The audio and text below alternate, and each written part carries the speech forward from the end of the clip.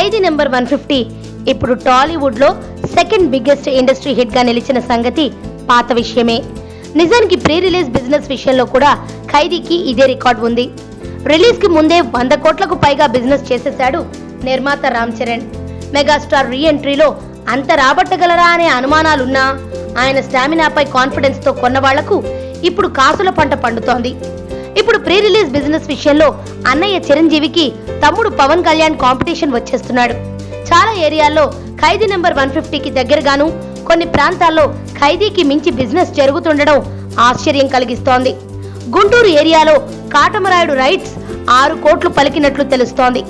ఇక్కడ ఖైదీకి 6.40 కోట్లు దక్కాయి. వెస్ట్ గోదావరిలో పవన్ మూవీకి 4.60 కోట్లు ముట్టజెప్పారట. ఈ ఏరియాలో ఖైదీ నెంబర్ 150ని 4.75 కోట్లకు విక్రయించారు. ఈస్ట్ గోదావరిలో అయితే అన్నయ్యను దాటేశాడు తమ్ముడు.